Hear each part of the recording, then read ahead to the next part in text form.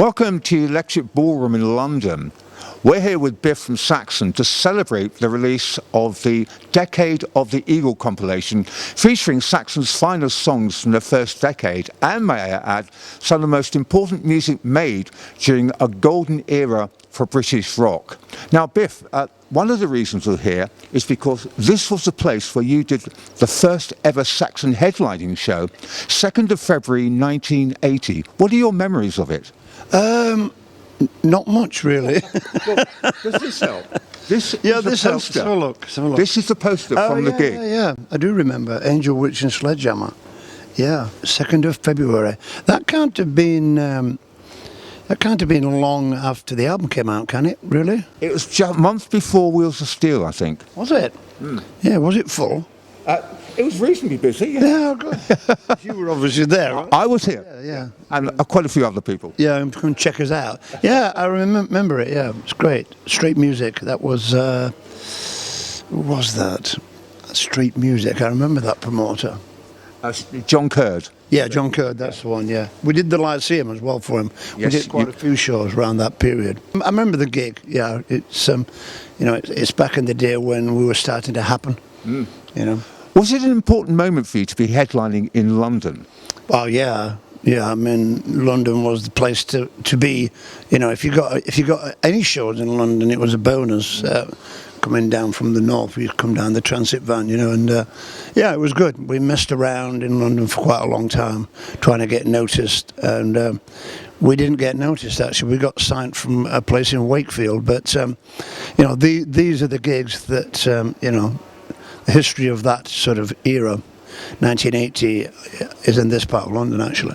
In those times, in the first decade, in fact, how difficult was it for you to decide what new songs to put into every tour set? Well, at that time, we were probably playing a mixture of first album, so things like Stand to the Highway, you know, Frozen Rainbow, mixed with Wheels of Steel album. Yeah. Which we were about to release, obviously. So, yeah, it would have been first album, Wheels of Steel. We didn't do any covers at that time, so yeah, it would just be pure sort of, you know, quite newish music, really. What about subsequently during that decade, as every album came out?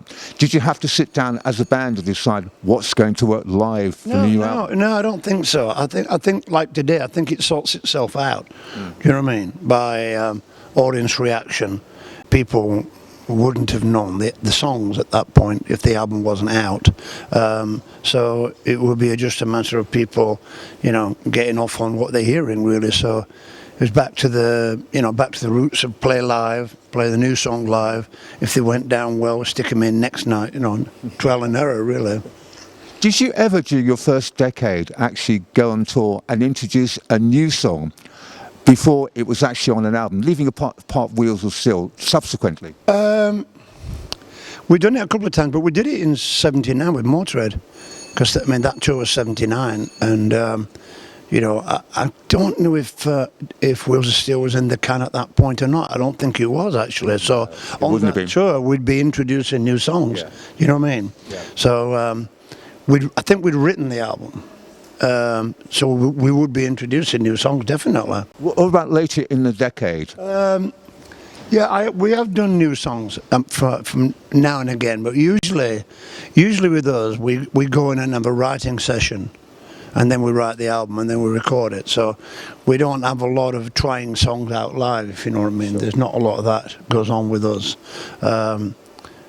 I'd like to, but unfortunately, the way it all pans out, we don't have time. No, fair point. From your point of view, which song is it that you remember from the first decade that when you wrote it and took it in the studio, changed most dramatically when you recorded it?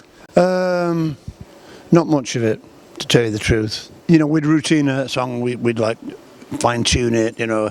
In them days, the songs, you know, we'd have 3 or 4 chorus in there for a single. They'd take out a couple of rounds of the chorus and things like that. Yeah. You know, we'd be like messing around with the sort of length of it.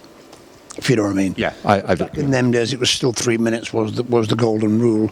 So the record company would say, well, not the management would say, that's a brilliant song, but we need a shorter version. So there's all that thing going on as well, From your point of view, which of your studio albums from that first decade do you think is the most undervalued? Undervalued? Ooh, I don't know really. It depends which country you're living in, actually. I think probably Wheels of Steel, probably around the world, because... Undervalued? Yeah, because we wrote Strong Arm the Law out really quickly after it, so I think it was undervalued, underplayed. We did a tour on it, but by the time we'd finished, Strong Arm the Law was out, 3 months later or something, so it was a bit of a crazy period. So especially in America, Wheels of Steel but was only out there for like 2 or 3 months, so... Strong Arm the Law was the album that we were promoting. So I think the Wheels of Steel, it could have been a much bigger tour. Could have been a bigger album actually around the world. I know it was big here, very big here and very big in Germany and Sweden, but just around the world, it didn't have time to to develop, and there's no internet, so it was all vinyl boxes on ships or planes and things. So, I don't think it had time to develop. So I think that's very undervalued album, actually, yeah. Very interesting point. People should check it out again. Get back into it right now. Yeah. Did you ever carry over song ideas that weren't finished from one album to the next album, or did you start every album in those times from scratch? We still have a bits box. With bits of songs in there, bits of choruses, bits of guitar parts, They're all in, and I'll bring them out, the band forget about them immediately, but I keep them on little bits of tape and things. So, I'll bring them out and say, do you remember this? We could put this in that. So, that's the way it works, really. So with those albums in the 80s, you were looking at stuff left over, thinking, does that work with this? Does this work with that? That's right. Not all the time, but occasionally we'd do that. We'd have written a song that we thought was great at 3 o'clock in the morning, and then the next day, we'd think, what were we thinking about? But there might have been a bit of that song that ended up being, the chorus of 747, for instance. You had Elton John guesting on Rock the Nations, I think on 2 songs, wasn't it? We didn't know about the second one. We had this machine, and it was a new thing, because we recorded at Philips, their studio, and they were developing all this new digital stuff. I think they developed the CD, the Walkman thing. We sampled him. And we had one of the first stereo samplers in the studio. They were trying it out, and we were messing. And you could only sample for, what was it? It wasn't very long. It was like, I don't know, 35 seconds or something like that. It wasn't long. Yeah. So we sampled him and looped it. So he actually didn't know he was on that song, but we wanted him. We wanted him on Party Till You Poop because we thought it'd be a bit rebelistic to get him on a song called that. But it didn't really work because he actually loved it. So there was no sort of we couldn't sort of he played on Party Till You Poop because he actually loved the song. And when he was warming up, we were playing a song called Northern Lady on the playback, and he played along to it. So did you record that? Gary Land sampled him. Yeah, that's right. We sampled him. Yeah. So So we did ask him if we could use it, and he was like, yeah. But he was a nice guy actually. Good fun, Good. Just one of them things. He knew Gary Lands. I think Gary Lands did an album with him and Kiki D. I think. So they knew each other. So he just brought in his Fender Rhodes and off he went. Off he went, playing along.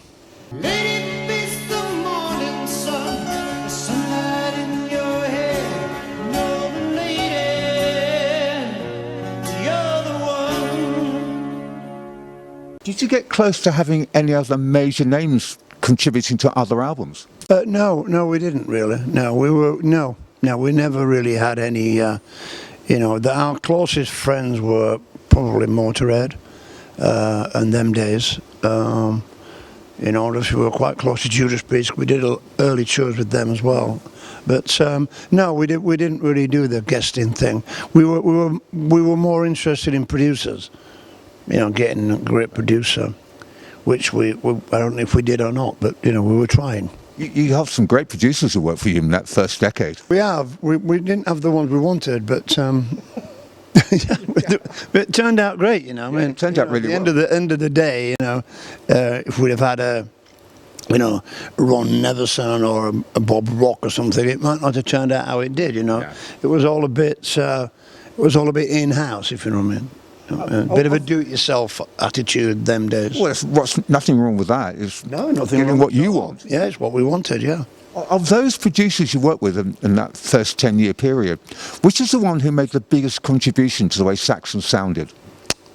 I would say the first ones, really. You know, the guys from I can't remember what the studio's called now. The Who studio. Yeah, Rampart. Yeah, Rampart.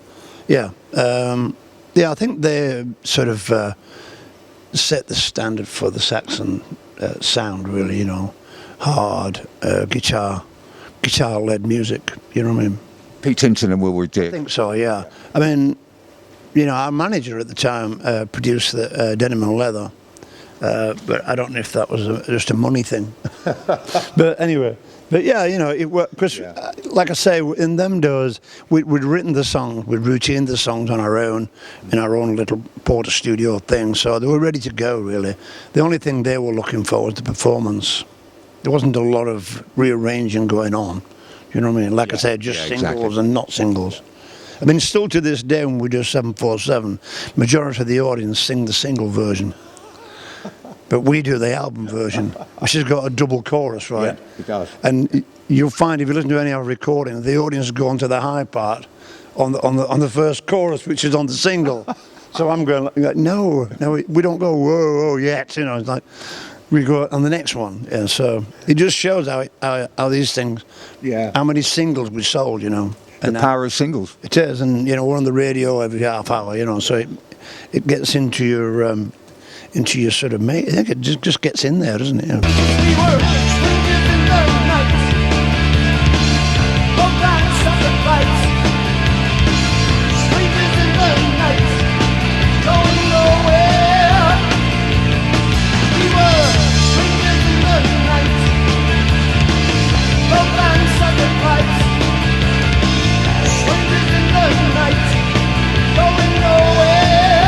Do you remember the first time you heard yourself on the radio? Yeah, it was the Wheels of Steel, actually. Yeah.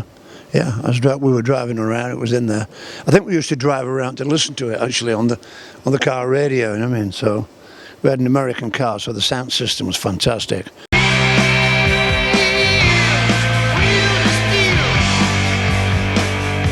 Did you do the trick a lot of young bands do in when their first albums come up? Go into a record shop, look at it, and put it towards the front of the rack.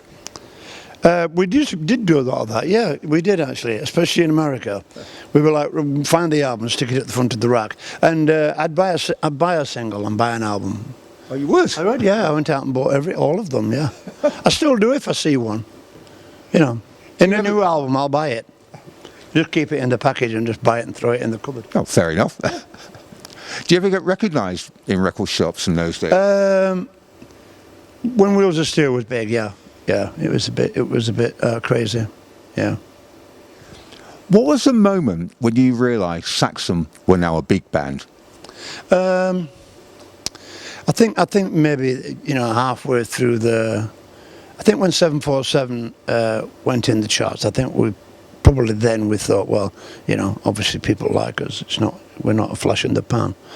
I mean, the record company thought we were a flash in the pan because, you know, they stuck out the next album really quickly in case everybody forgot about us. But they were just a bit old school then, record companies, you know. Of course. You know, we were the new guys on the block, and you know, for us, we would have toured forever on that album. Why not? We'd still been touring it if it'd been over tours, you know. But yeah, I mean, I think in those days, I mean, you were around in those days as well, you know, and you had a big shift from from one genre to another to the next one. And we were us and Maiden and all those bands, Angel Witch, all those bands there, were all part of the new genre. Yeah, new wave of British heavy. And all the new journalists were there, young guys who weren't really into the punk thing anymore, and a lot of the older bands like Sabbath and Zeppelin, people they'd stopped really. They virtually stopped, and so there was a huge generation of young fans who were a bit like disenfranchised. They got no music, of theirs. They got punk, which was fashion. They got a little bit of the American thing still going on, but it was a wasteland in England, wasn't it, in the 80s? Yes. Strikes and there was a lot of unrest. It was a really strange period, the 80s, and out of that came this new wave British heavy metal. So it wasn't just one thing. It was a combination of things. It was the press, it was the fans, it was the radio. One final thing. What's the most Spinal Tap moment you had during your first decade? Well, bands that constantly have Spinal Tap moments. I mean, that's all part of being in the band. Of course. There's the one that sticks out. The funny side of it. I think falling over a lot is one of the big. We used to have these big dry ice machines that came out the lion's mouths. It was all silly, but it was good fun. Came out the lion's mouth, and if they dropped it in too quick, that used to throw the water out. So we'd run on stage usually in like a small lake, and fall all the time. All three or four of them went down all at once at one point. It's a bit of a leveler, you know what I mean? Talking about